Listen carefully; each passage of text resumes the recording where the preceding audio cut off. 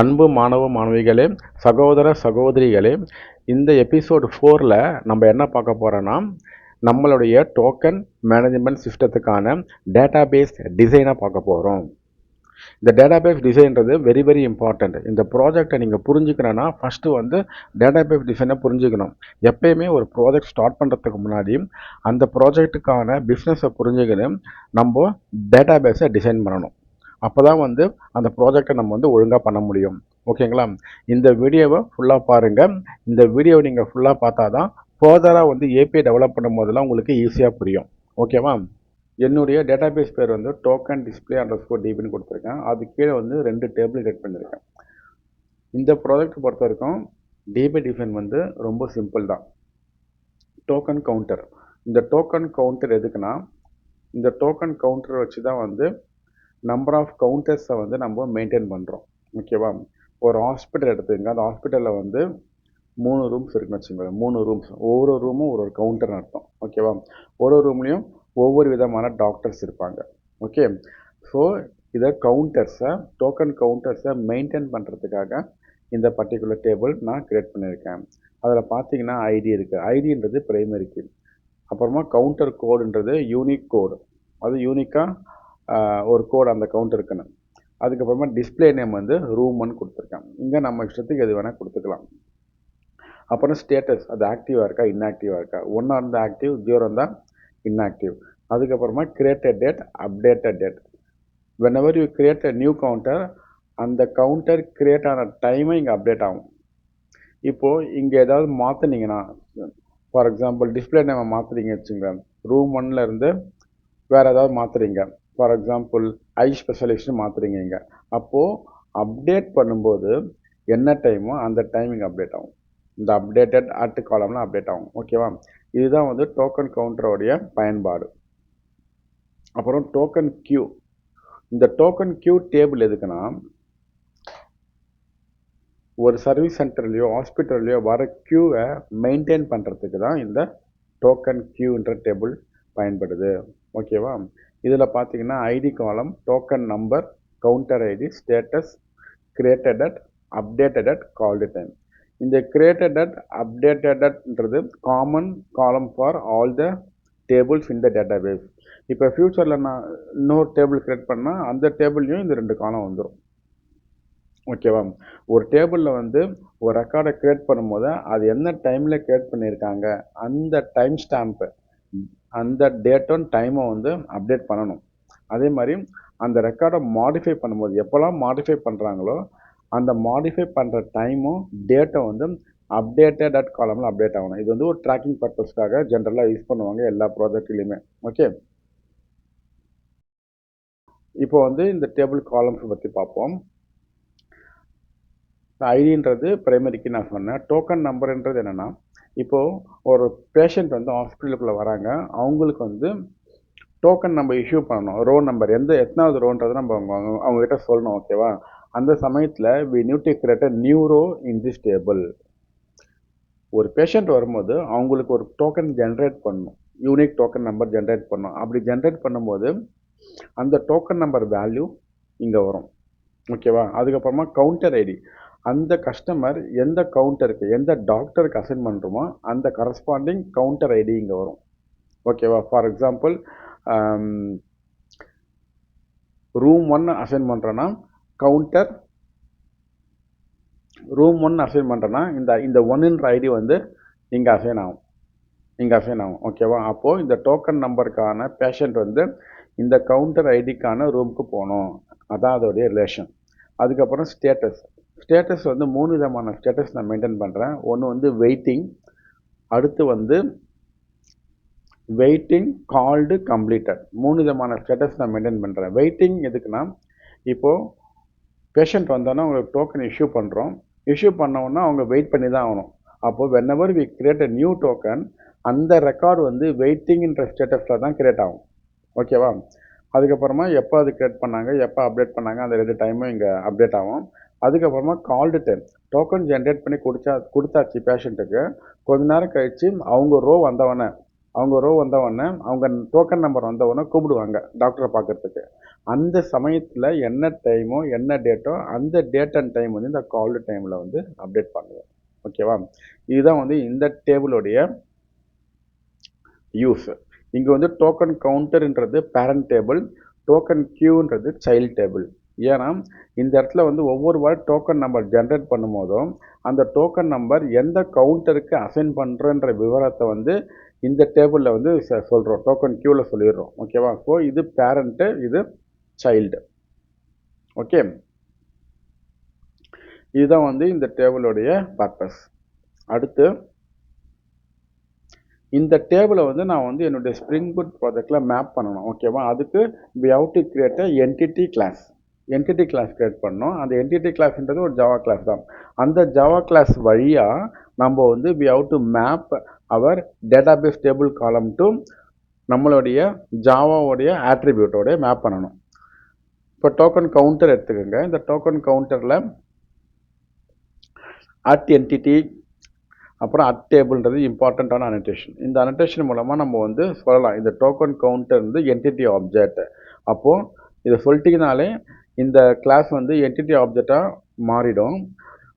அதுக்கப்புறமா நம்ம வந்து டேட்டாபேஸ் டேபிளில் இருக்க காலத்துக்கு நம்ம அழகாக மேப் பண்ணிக்கலாம். இங்கே பார்த்தீங்கன்னா ஐடி இருக்குது, கவுண்டர் கோட் இருக்குது, டிஸ்பிளே நேம் இருக்குது, ஆக்டிவ் இருக்குது. 4 ஆட்ரிபியூட் டிஃபைன் பண்ணியிருக்கேன். ஒவ்வொரு ஆட்ரிபியூட்டையும் நான் அந்த டேட்டாபேஸ் காலத்தோட மேப் பண்ணியிருக்கேன். கவுண்டர் கோட் வந்து கவுண்டர் அண்டர்ஸ்கோர் கோடு, இந்த டிஸ்பிளே நேம் வந்து டிஸ்பிளே அண்டர்ஸ்கோர் நேமு, ஆக்டிவ் வந்து ஆக்டிவ்.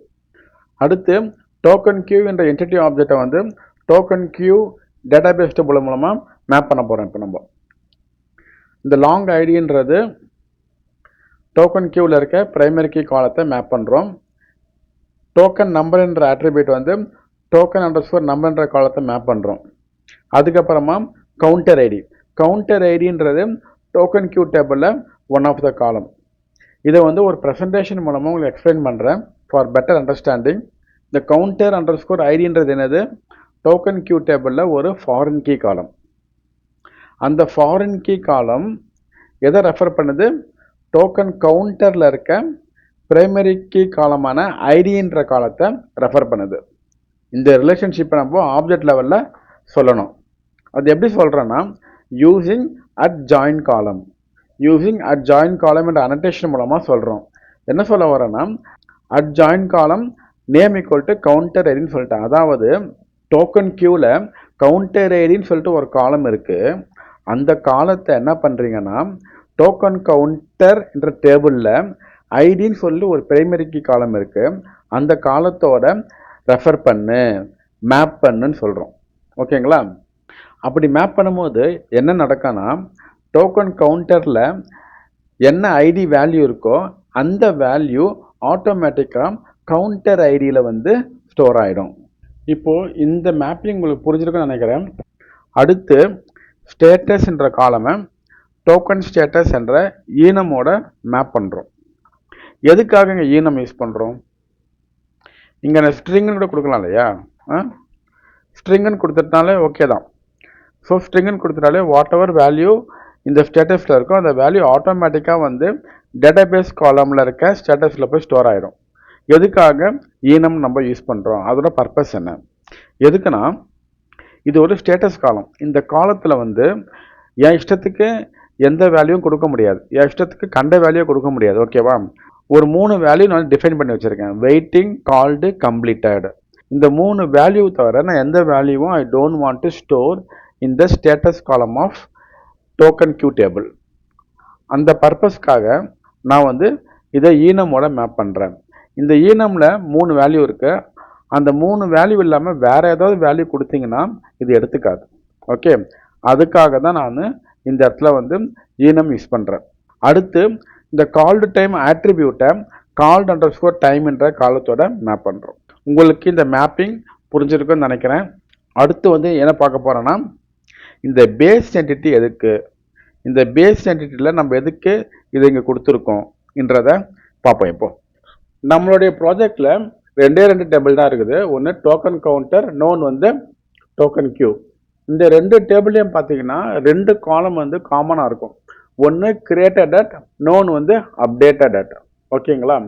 இந்த 2 காலத்தையும் நான் இந்த டேபிளுக்கான கரஸ்பாண்டிங் என்டிட்டி ஆப்ஜெக்டில் நான் மேப் பண்ணியிருக்க மாட்டேன். அதுக்கு பதிலாக நான் என்ன பண்ணியிருக்கேன்னா பேஸ் என்டிட்டின்னு சொல்லிட்டு ஒரு கிளாஸ் கிரியேட் பண்ணியிருக்கேன்.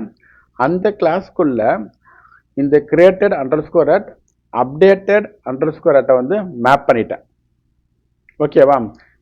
அதுக்கப்புறமா இந்த பேஸ் என்டிட்டியை பேரண்ட் கிளாஸாக என்னுடைய டோக்கன் கவுண்டருக்கும் டோக்கன் கியூக்கும் சொல்லிட்டேன். எப்படி சொல்லியிருக்கேன்? Token counter extend base entity இப்படி சொல்லிட்டாலே இந்த பேஸ் என்டிட்டியில் என்னெல்லாம் ஆட்ரிபியூட் இருக்கோ அதெல்லாம் அவைலபிள் டோக்கன் கவுண்டர் ஆல்சோ. ஓகேங்களா? இப்படி சொல்லிட்டா மேப் ஆகிடுமா? கண்டிப்பாக ஆகாது. இதில் இருக்க ஆட்ரிபியூட் இந்த டோக்கன் கவுண்டரில் அவைலபிள் தான். ஆனால் இதில் இருக்க ஆட்ரிபியூட் வந்து டேட்டாபேஸ் டேபிளில் இருக்க காலமில் போய் மேப் ஆகாது. அதுக்கு இன்னொரு வேலையை நம்ம பண்ணணும். என்ன வேலைனா, இந்த பேஸ் என்டிட்டியில் பார்த்தீங்கன்னா நான் ஒரு அனடேஷன் யூஸ் பண்ணியிருக்கேன், அட் மேப்டு சூப்பர் கிளாஸ். இந்த அனடேஷனுடைய வேலை என்னன்னா, இந்த கிளாஸில் என்ன ஆட்ரிபியூட்லாம் நான் டிஃபைன் பண்ணியிருக்கணும் அந்த ஆட்ரிபியூட்டை இந்த கிளாஸோடைய சைல்டு என்டிட்டி இருக்குல்ல, அந்த என்டிட்டி ஆப்ஜெக்ட் ஒரு டேட்டாபேஸ் டேபிளோட மேப் ஆகிருக்கும் பார்த்தீங்களா, அந்த டேபிளில் இருக்க கிரியேட்டட் அட் அப்டேட்டட் அட் காலத்தோட ஆட்டோமேட்டிக்காக மேப் பண்ண வச்சிரும். அதுதான் இந்த மேப்டு சூப்பர் கிளாஸோடைய வேலை. இப்போ புரிஞ்சுதுங்களா? இதனால் என்ன பயன் சொல்கிறேன். No duplicate code.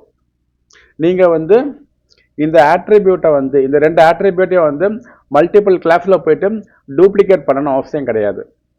நம்ம ப்ராஜெக்டில் 2 என்டிட்டி ஆப்ஜெக்ட் தான் இருக்குது. ஒரு சில ப்ராஜெக்டில் 10 டேபிள் இருக்கும். அந்த 10 டேபிளுக்கு நீங்கள் என்ன பண்ணுவீங்க, 10 என்டிட்டி ஆப்ஜெக்ட் கிரியேட் பண்ணுவீங்க. அந்த 10 என்டிட்டி ஆப்ஜெக்ட்டுக்குள்ளேயும் போயிட்டு நீங்கள் இந்த ஆட்ரிபியூட்டை டிஃபைன் பண்ணுவீங்க, இந்த ப்ராப்பர்ட்டியை டிஃபைன் பண்ணுவீங்க. அப்போ என்ன பண்ணுறீங்க, இந்த இடத்துல டூப்ளிகேட் பண்ணுறீங்க, கோடை வந்து டூப்ளிகேட் பண்ணுறீங்க. அது மாதிரி பண்ணக்கூடாது. That is not a good coding practice. ஓகேவா? அப்புறமா common structure across the entity, அது ஒன்று. மூணாவது வந்து ஈஸி மெயின்டெனன்ஸ். என்ன ஈஸி மெயின்டெனன்ஸ்? இப்போ வந்து என் டேட்டாபேஸில் போயிட்டு நான் வந்து டேபிள் காலம் வந்து கிரியேட்டட் மாற்றிட்டுன்னு வச்சிங்களேன், கிரியேட்டட் மாற்றிட்டேன். அப்போ என்ன பண்ணால் என்டிட்டி கிளாஸ்லேயே வந்து நான் கிரியேட்டட் நீங்கள் சொல்லணும். கரெக்டுங்களா? இதுவே நீங்கள் இது யூஸ் பண்ணாமல் இருந்தீங்கன்னா அந்த 10 கிளாஸ்லேயும் போயிட்டு you have to change. But நான் இந்த கேஸில் வந்து அப்படி கிடையாது. டேட்டாபேஸ் காலத்தை மாற்றினா கூட இந்த ஒரு இடத்துல வந்து நான் சேஞ்ச் பண்ணாலே போதும், it will be applied to all the tables. ஓகேங்களா? இதுதான் வந்து ஈஸி மெயின்டெனன்ஸ்.